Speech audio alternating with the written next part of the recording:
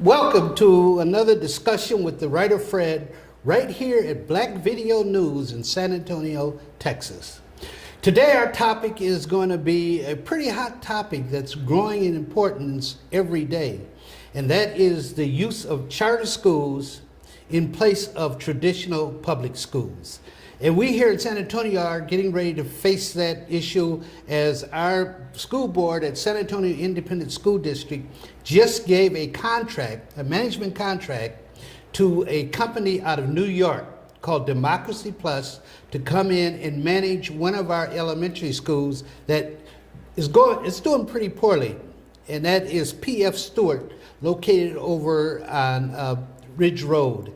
And so that's the discussion I want to have today with my special guest, Dr. Bruce Smith, who has 28 years, right? 28 years. 28 years in the field of education, having been in administration for most of those years, and certainly has some feelings about this whole idea of charter schools as opposed to public schools.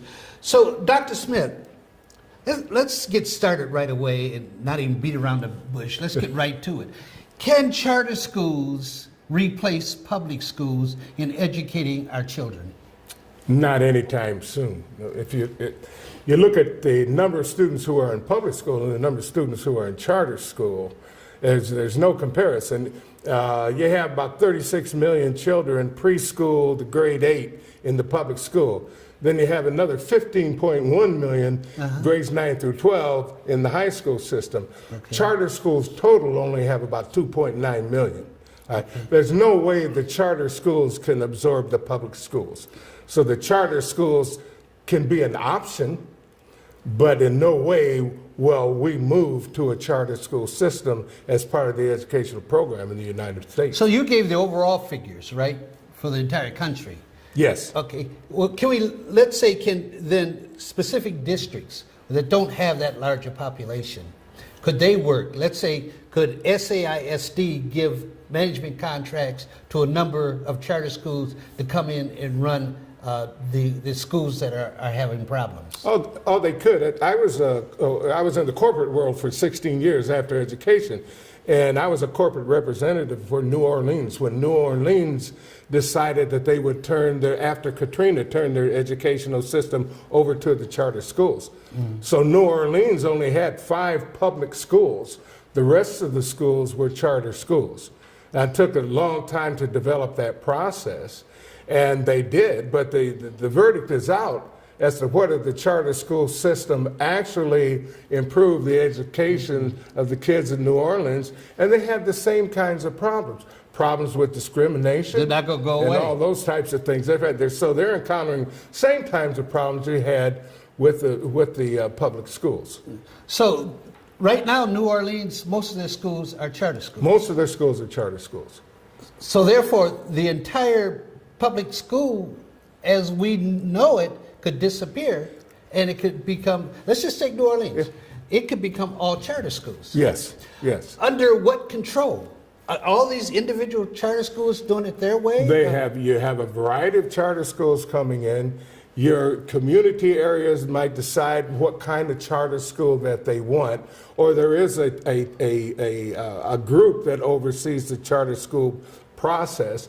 But so you have a variety of schools. For example, where the university systems are, the Garden District, for example, those are predominantly upper middle, upper class, mostly white charter schools. They don't accept very many African Americans. Now, you know there are a lot of African Americans in New Orleans public schools. How can they get around it? Because it's a charter. It's no longer subject. They're not under 1954 Brown versus Board of Education. Doesn't impact them? No. Wow. No, because you apply to the school, and they can accept you or they can refuse you.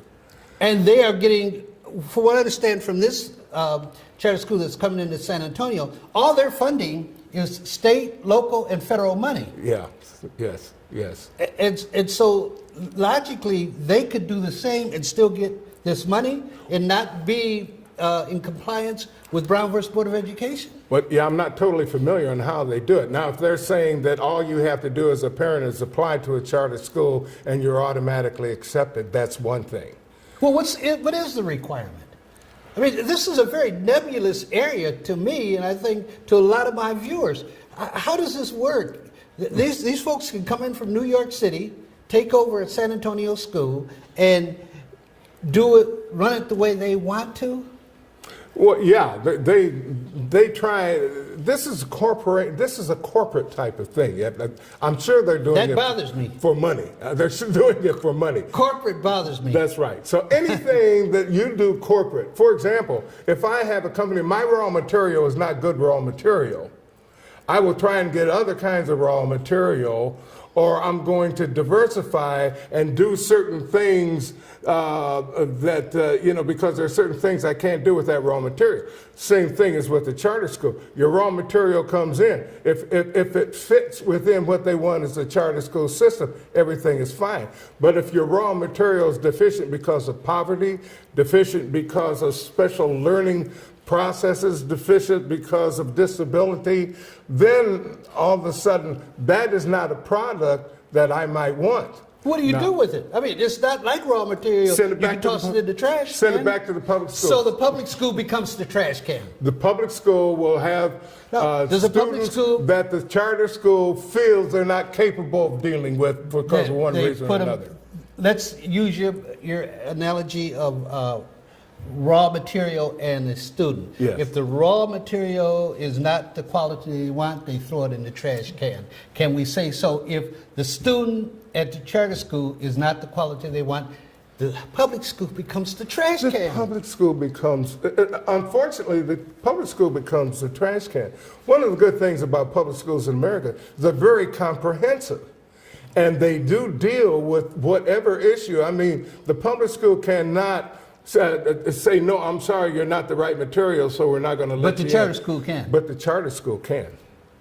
Initially, I mean, the charter school may say they'll accept everybody, but if the charter school isn't sophisticated or comprehensive enough to meet the need of that particular child, they have to find another avenue to direct that child to, so the child can get some type of education that meets their needs.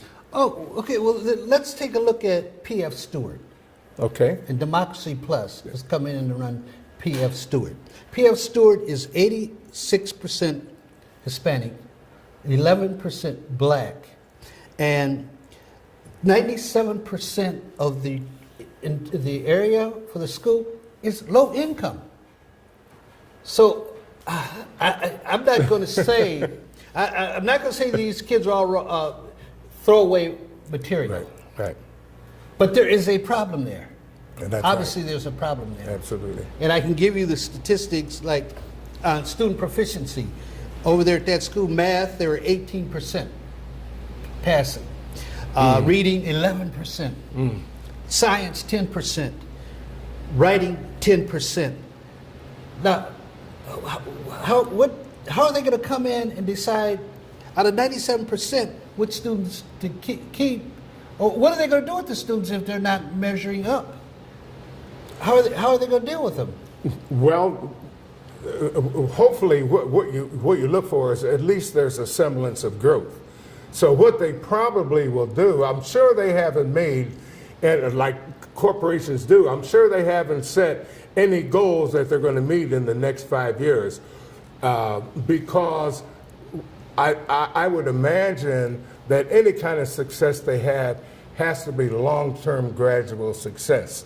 So maybe the agreement is, as long as they improve those numbers, gaining toward that percentage that is normally required by the Texas agency for students to, for students to pass or students to get a high school diploma, that will be okay.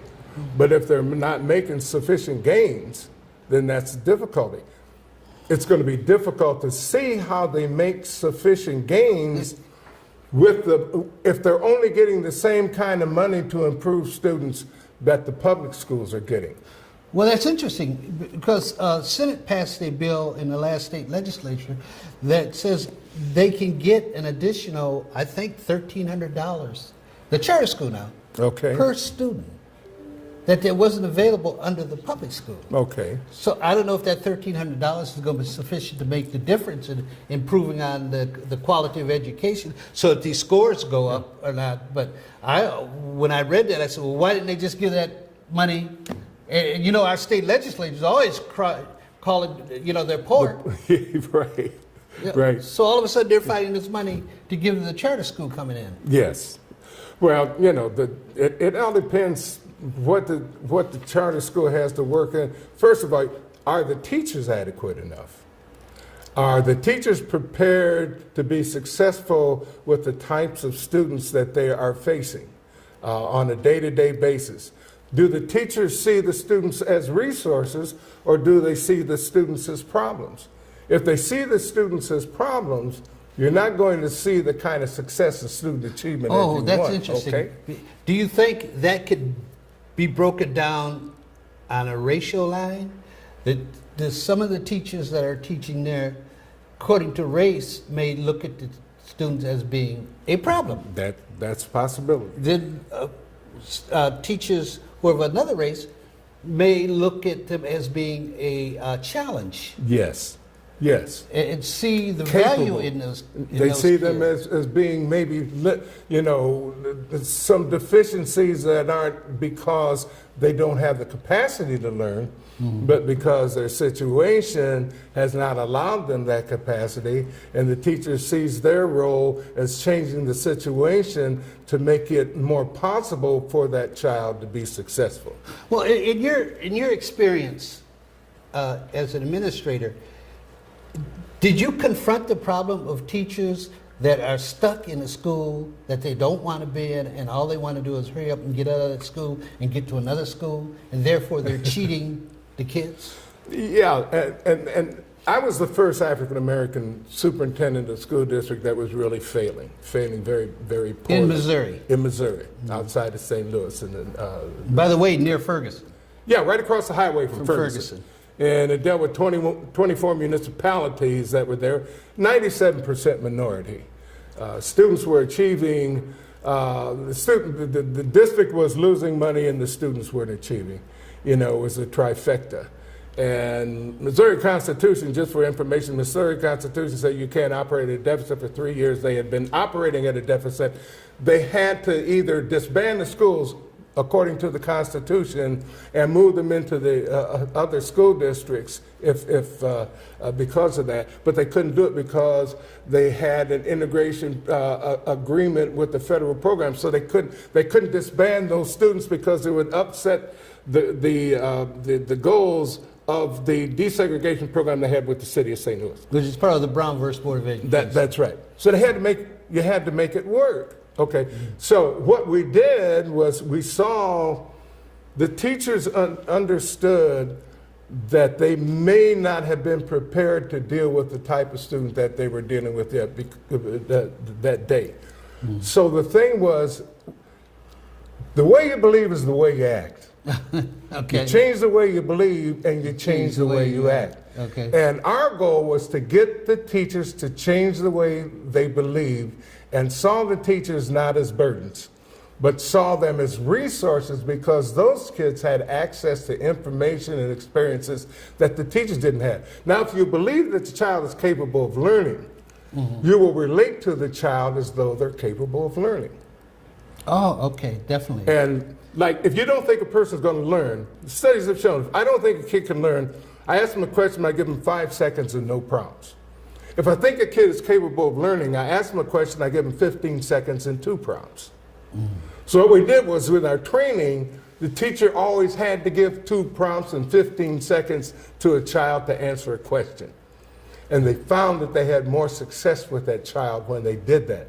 And they began to look at the children different, their interactions different. So I'm saying a charter school comes in, if they have those types of concepts, and can change the whole process that has been used in the past that have been failing. The whole environment, right? The whole environment. Then they can come in and have success.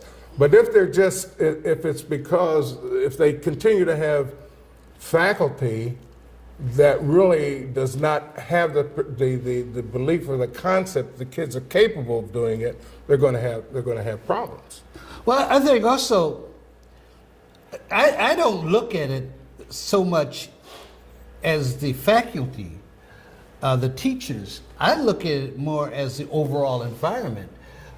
If you can't affect the community, the environment at home, I don't care what kind of techniques you come up with at school. I just don't see it working. I really don't see it working. You know? Well, there are going to be some real problems with them, and that's where they have to make changes. They're going to have more involvement with the parents. They're going to have to find ways to get parents involved with the children at school, because really that is a very important aspect of student success if the parents are involved with the education of the students. And let's come back to that right after our break. Okay. We'll be right back with you. 40% of food in America is never eaten. Marie, you have prediabetes. Prediabetes? I don't have time to eat right or exercise. I'm a busy mom. Oh, you're a busy mom. Yeah. This is great news. Busy moms never get prediabetes. Wait, what? Let me just... Yeah, this is all the people at risk for prediabetes, and way over here, busy moms. No?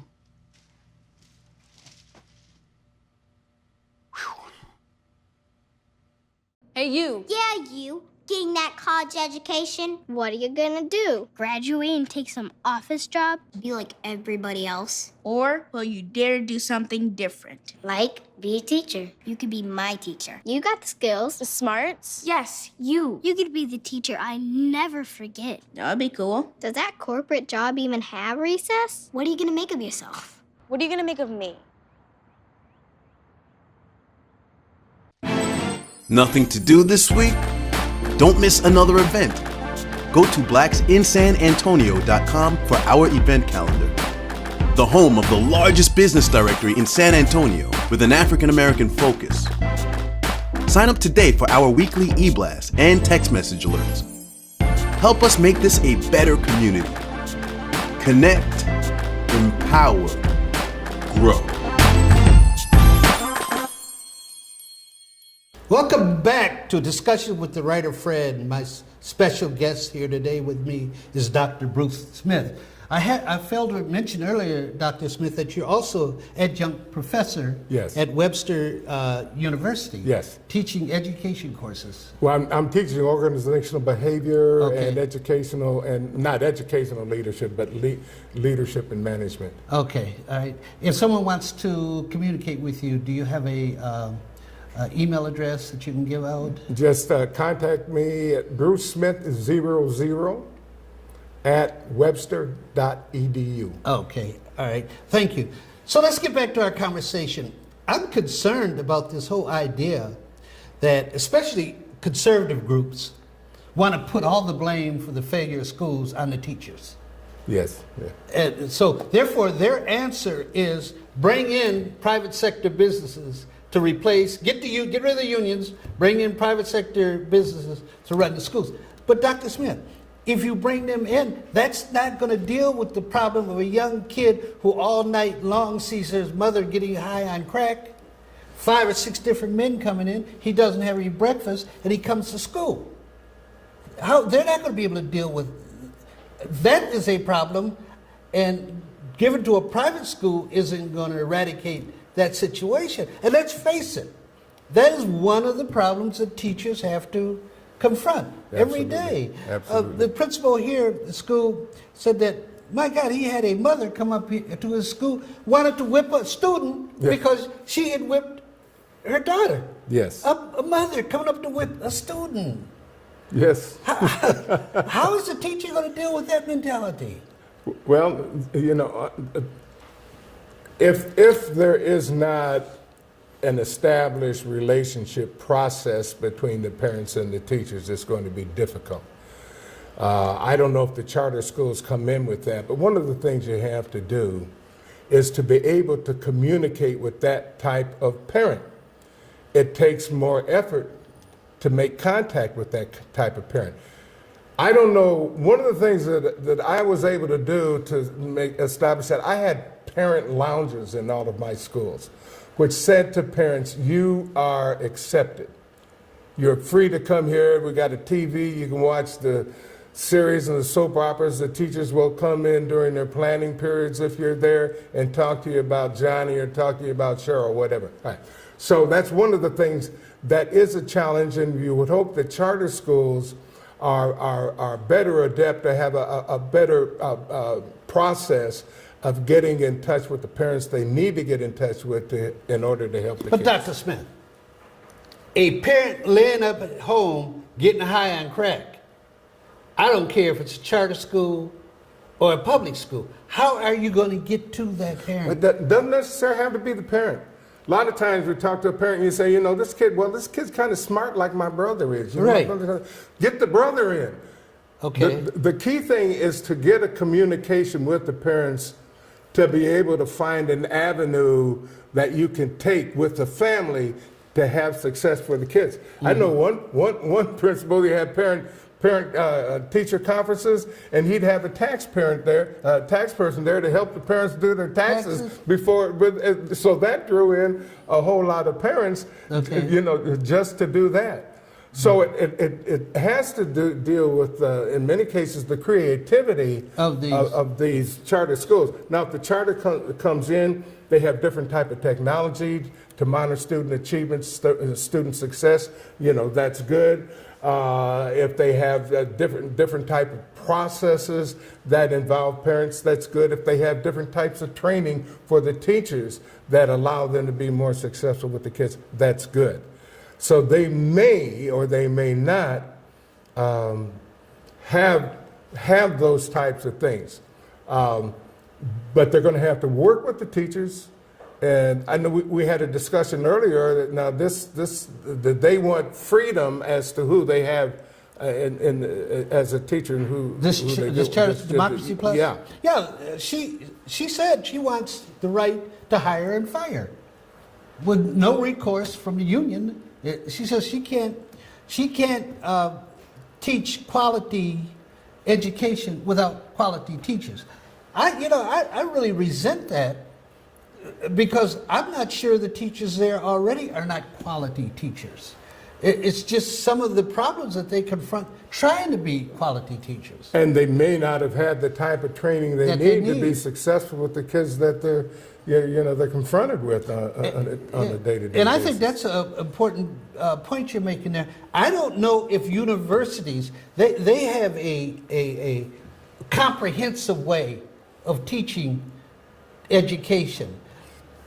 That comprehensive way may not fit for a school like P.F. Stewart, because if you get a teacher who's never confronted poverty in her life or his life, and never confronted the kind of children, now all of a sudden they're thrown into that school. Right.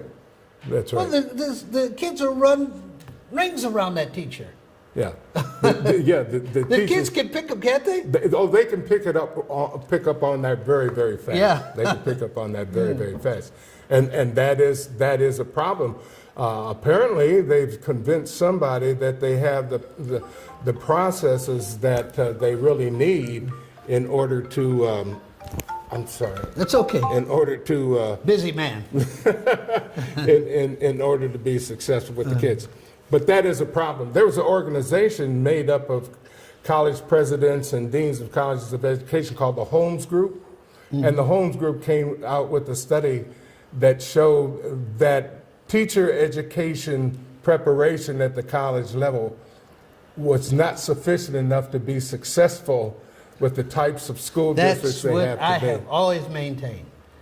They don't understand, they have no comprehension of the children that they're trying to teach. Absolutely. And so right away, there's this barrier between the teacher and the student.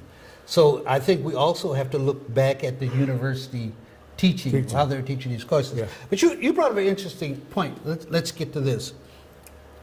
What is the real intent of the whole charter movement? The real intent, education is not a responsibility of the federal government because it's not in the Constitution.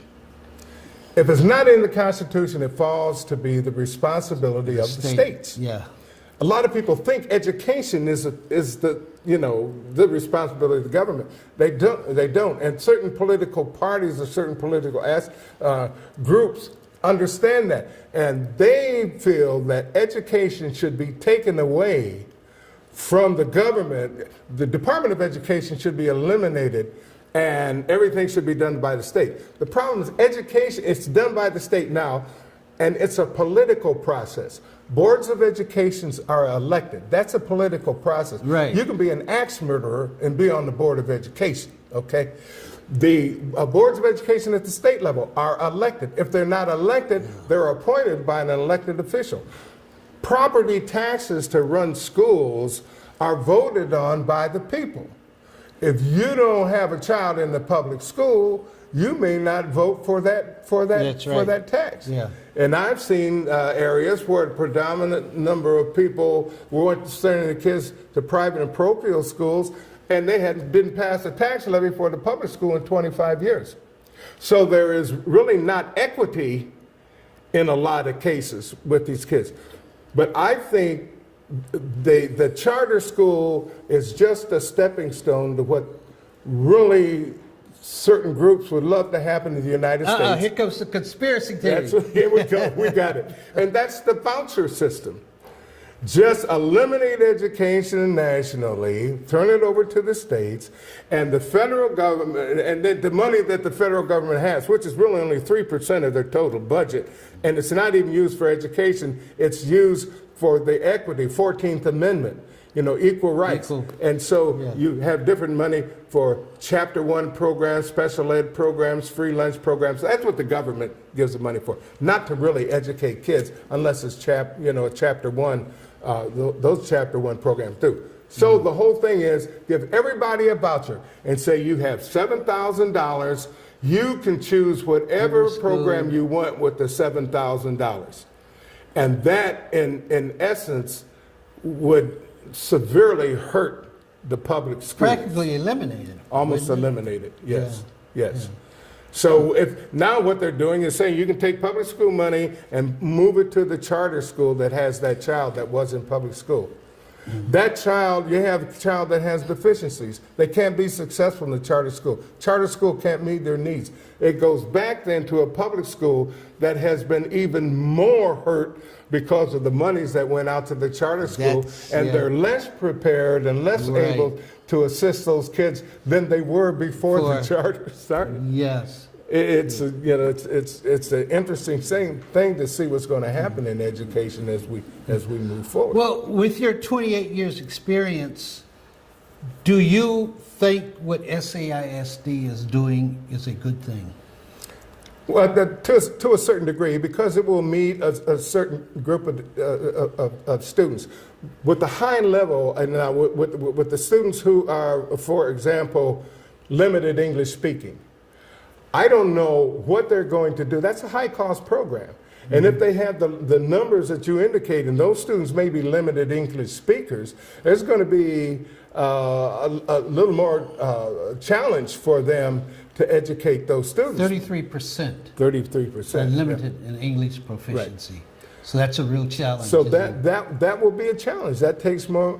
That's going to take more money. If you have, well, I think it was indicated that 97% of those students are deficient. Well, not deficient, but they're either the racial or poverty or some type of concern, that it's just not the regular student. There are other things involved.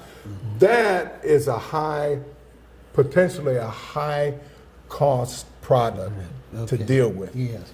Okay. Can you, in 30 seconds, give us your best advice? Give the parents who are viewing Discussion with the Writer Friend your best advice how to deal with this, bringing this charter organization from New York into San Antonio to run one of their schools. The best advice is to monitor what they're doing. Okay. They have to know what their kids are doing, and as much as possible, groups ought to organize to monitor those school districts to see that they're doing what they claim they could do. And just like you have to evaluate the kids on a constant basis to see how their achievement is doing, and if they're growing, you have to monitor what goes on in that school in a constant basis to see if they're fulfilling their obligations to make sure that our children are being educated. All right, thank you. So you heard it right from the expert, Dr. Bruce Smith, right here in Discussions with the Writer Fred, telling our story our way.